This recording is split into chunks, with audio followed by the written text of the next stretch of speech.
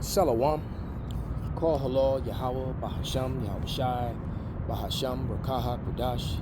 Double honors unto the apostles, double honors unto the elder bishops. Salutations to all my fellow laborers doing this work in truth and sincerity, risking their lives and their freedom to do so, now more so than ever. To the scattered elect that are scattered around the four corners of the earth, that be like unto the speckled bird, the Israelite foreigners among the heathen nations that look like those heathen nations, and to the few akwaf that are listening and learning, to you I say shalom. This is your brother Malcolm from the branch of the Great Millstone here in Chicago, and this is a response to I'm gonna call him Bacon Hassad. All right, he's not a deacon, he's not a man of the Lord. All right, he's a sneaky little sniveling snake trying to come up some other way. All right, who he learned from under Al-Azhar, who couldn't make the cut for the Great Millstone. All right, and Al-Azhar proved to be everything that I said he was. All right, and this is no shot at the rest of the men that are in Sakari that may be sincere. But everything that I said about Al-Azhar have proven to be true. All right, and I was hoping that it wasn't. I was actually rooting for him and praying that the Lord was with him. But then he showed himself to be a demon in this business, for making a business of this and doing it for profit.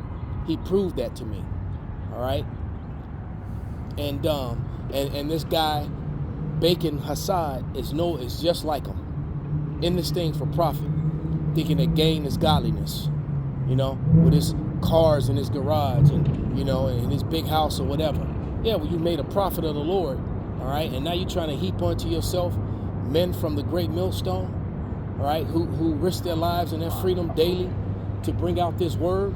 Man, have you looked at the sign of the times? You see, they setting up FEMA camps, man. You know, that damn demon, Kamala Harris, is seeking to set out to set people to up to hunt the prophets, man. That's what time we're in, okay? And I stand with my mentors, my elders, you know, the apostles and the elder bishops of the Great Millstone, 144%, homie. All right, and to I either get beamed up or laid down, whichever comes first. And Lord's will that spirit never leaves me, all right? Because they've guided me, man. And I was a grown man in the physical, all right? But I really didn't become a man until I came into this truth, and I understand that, all right? Hey, I remember sleeping on Elder Bishop Tazawan's floor, man. All right, and learning. Me and my brother Kazak, man. That first trip we went up top, I was never the same from that time forward, man. Although I was already convicted, you know, and believed before then. But after spending that time with him and being with the elder bishops in Connecticut, man, you couldn't tell me that this wasn't the truth, man. All right, and you are ashamed of the gospel of the Lord, man. Look, in the ancient world, people married young. Men got wives young. And the scriptures clearly says on earth as it is in heaven, man. Those were the laws of heaven. The laws that govern Israel are the laws of heaven. And they will be the law of the new heaven here on earth once Yahweh Shai sets it up. All right, it tells us in Job, the 8th chapter. Let me go to it.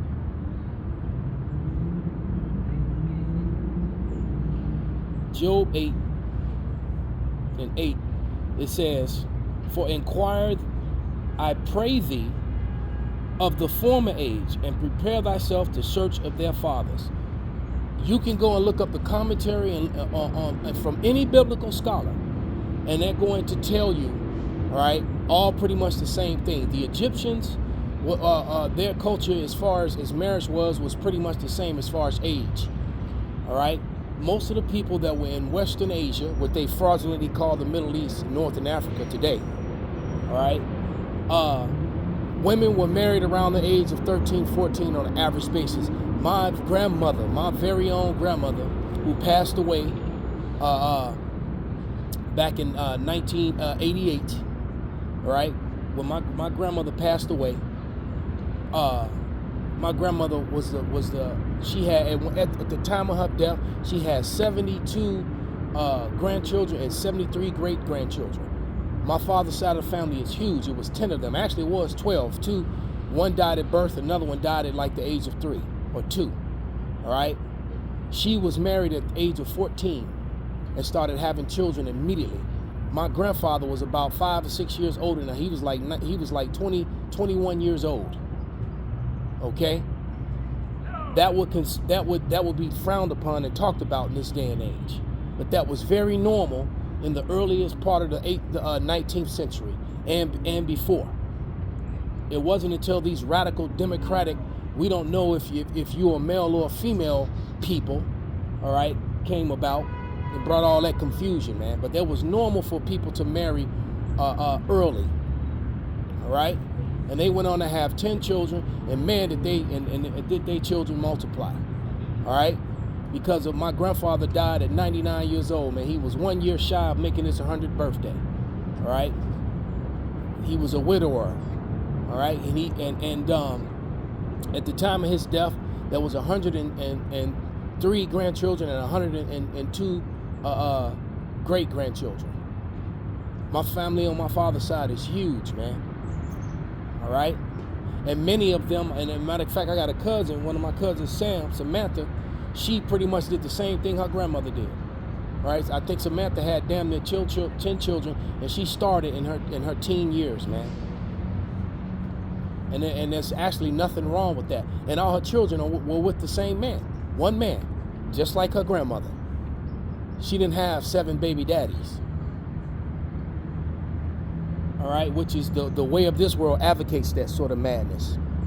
Let's go to Romans, the 15th chapter, man. That got me upset, man, because this guy is using loaded statements and questions. He pulling a page out of Esau's. Matter of fact, let me look that up. Let's go to that. That's something that Esau Edom does, man. Uses loaded statements and loaded questions.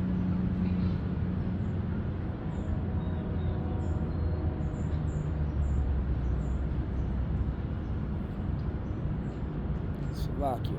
Loaded.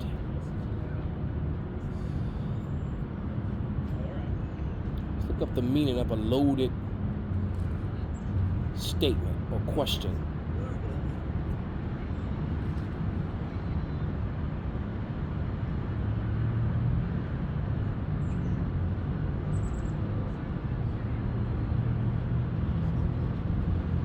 It's a very deceptive and wicked thing to do.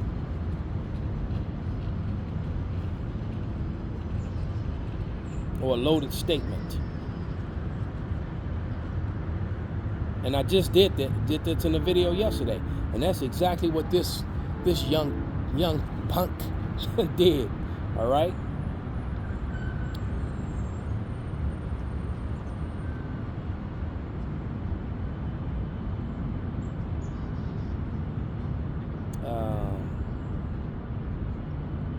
Why? I'm trying to figure out. I had looked it up before. And there it is.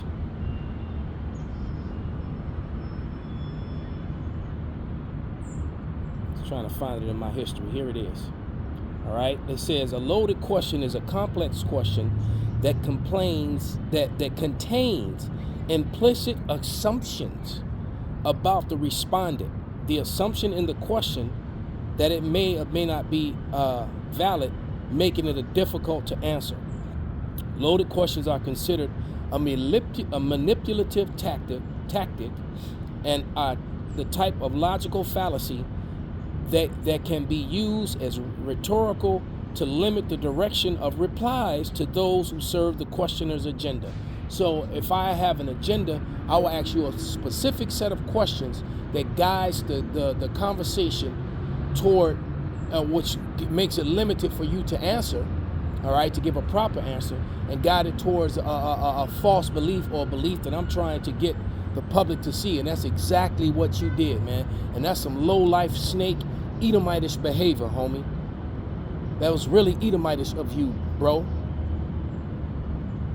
All right? Let's look up a loaded statement. because a loaded statement is pretty much one where you're already making a person guilty of something before they can even,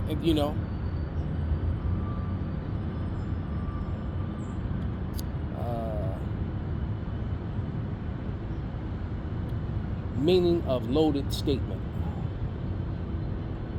Here we go.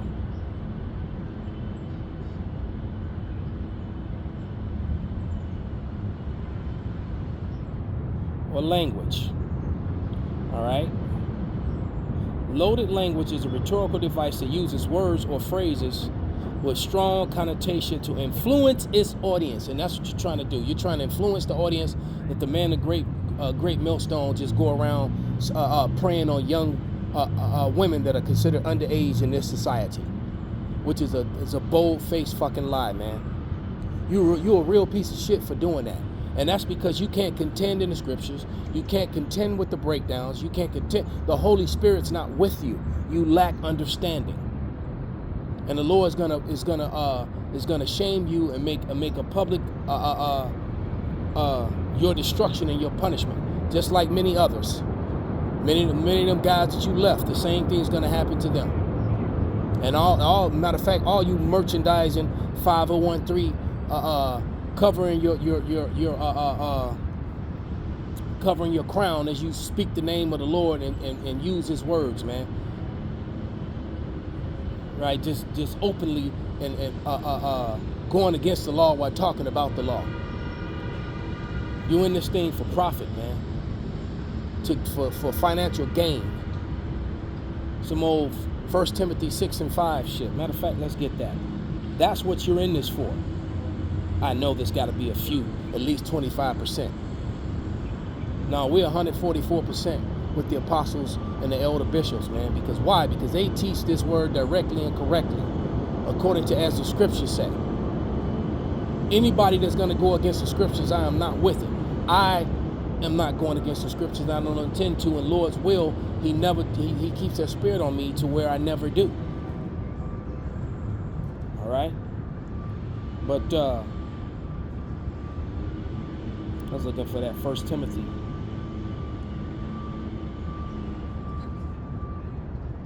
Six and 5.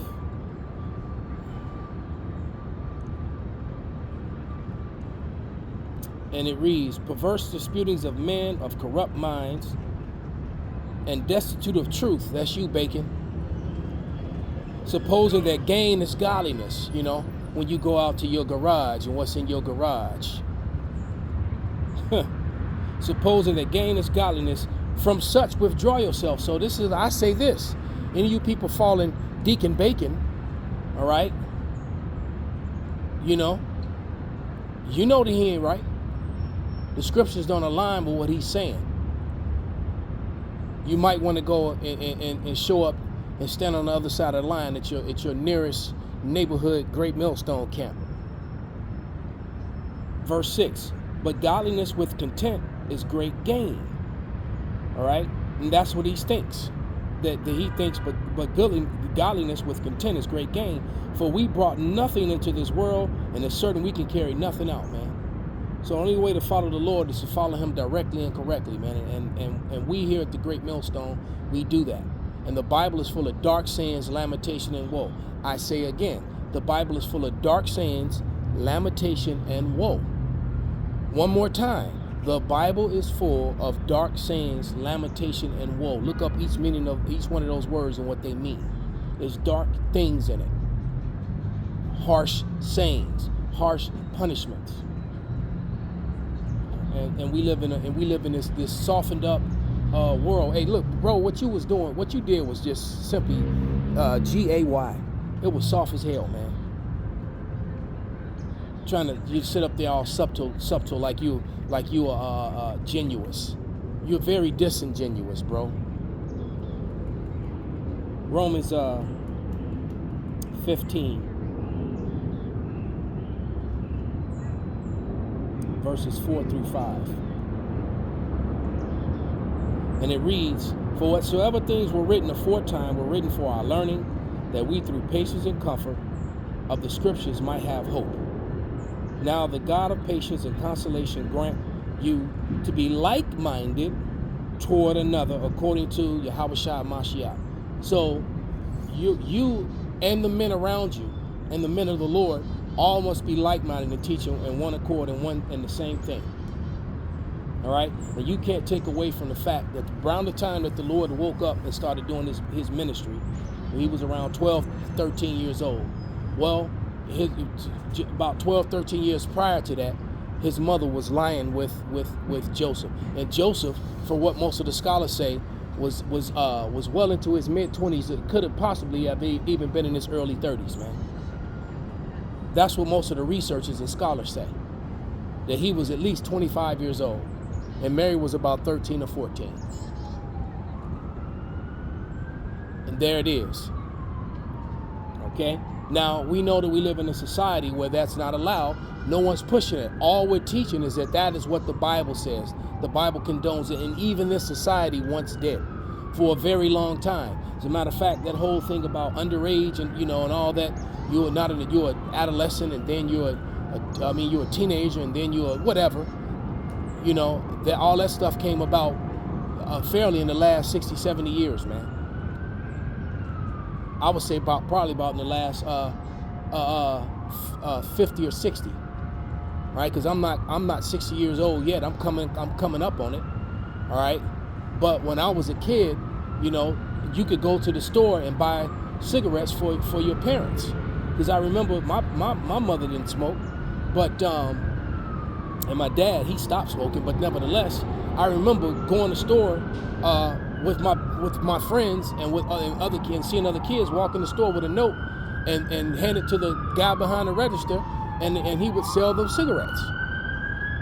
Your mother would literally send you to the store for cigarettes, man, and you can't do that now. So laws have changed. All right.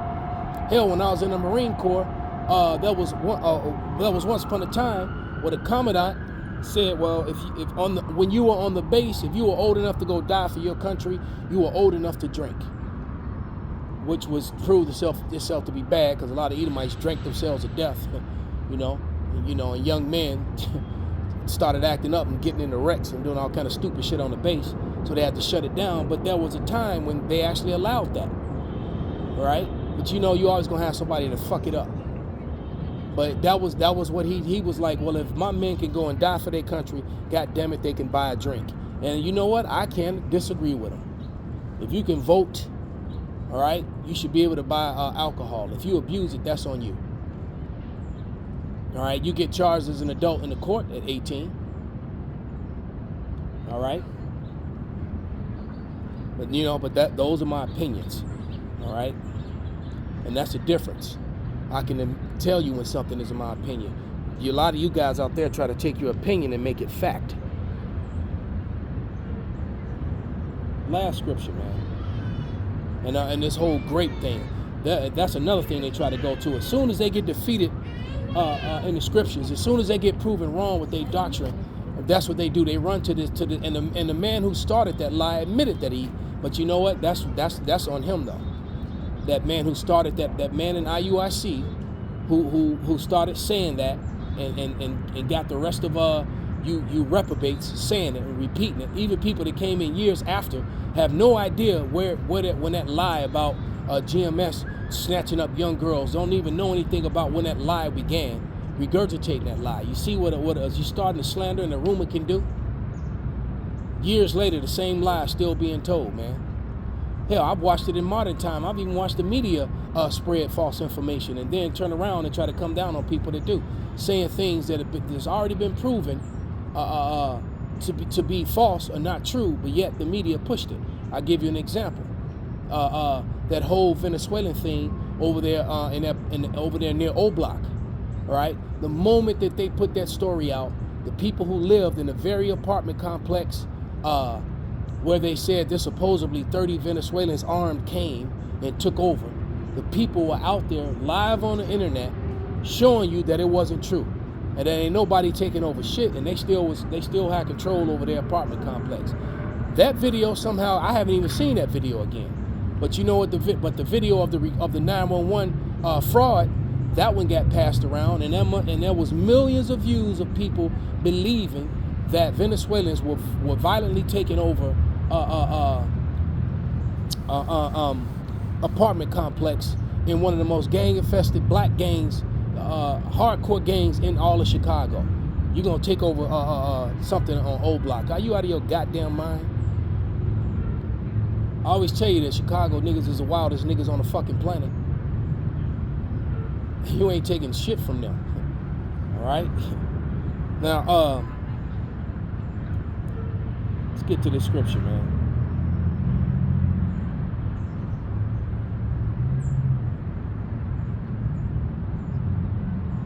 This is Deuteronomy, the 21st chapter, starting at verse 10. Okay? And it says, when thou goest forth to war against thine enemies, and Yahweh thy power have delivered them into thine hands, and thou hast taken them captive. So for you deniers of the truth, when the 144,000 are establishing the kingdom of heaven, taking down all the other nations, this applies then, and that time is near. So ISUPK would tell you that the market, the MOTB, is sleeping with white women. Shut up. Oh. And it says, and thou seest among the captives a woman, and hast desire unto her, thou wouldest have her to wife, on earth as it is heaven. On earth as it is in heaven. These are the laws of heaven. The laws of the Israelites are laws that came straight down from heaven, and they will apply on earth when the 144 judges are put back as the governing body over all of the world and the nations. And you think the nations, and there's an Elamite standing over there right now taking pictures. Let's see if we can swing the camera around. Okay? Well, I think the tree might be in the way. You may or may not be able to see it, but nevertheless, all right. When we subjugated Elam and putting them under the law, statutes, and commandments, all right?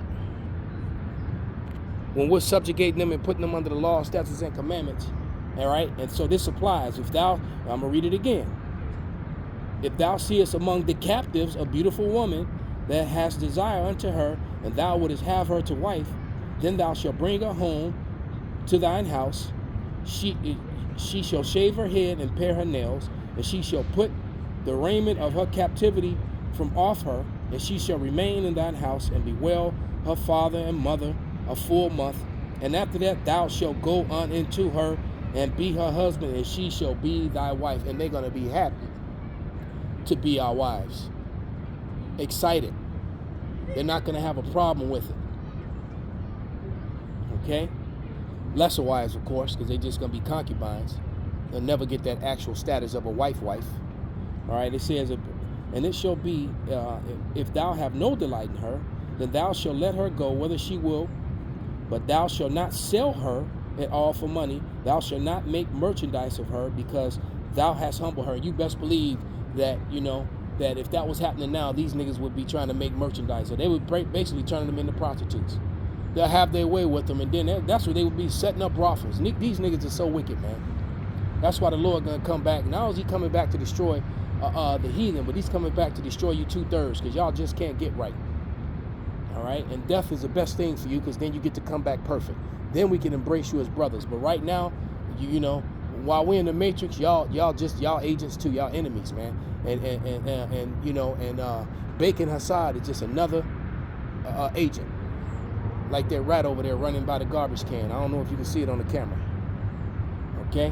But it says, and if a man have two wives, one beloved and another hated, see, showing that you can have multiple wives too, on earth as it is in heaven.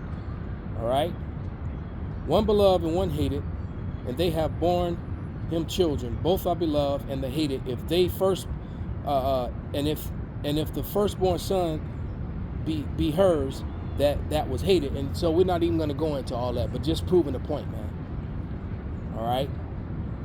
That you're going to be able to take the women of the other nations, take them when they're young, because we're not going to be at war with each other. We're not going to, this is not applying to our own people.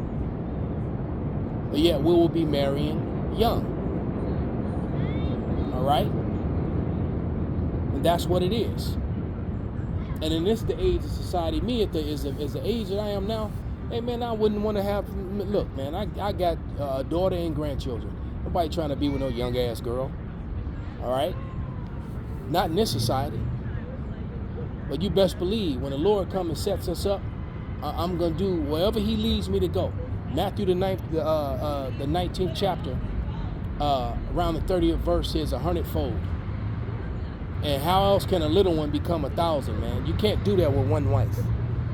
You guys are gay, man, soft as hell. All right? Point blank, period. All right? So with that, I'm going to give all praises, honor, and glory unto Yahweh, Bahasham, Yahweh Shai, Bahasham, Rakaha, Kodash, Kwam Yasharala, Abba, Babal.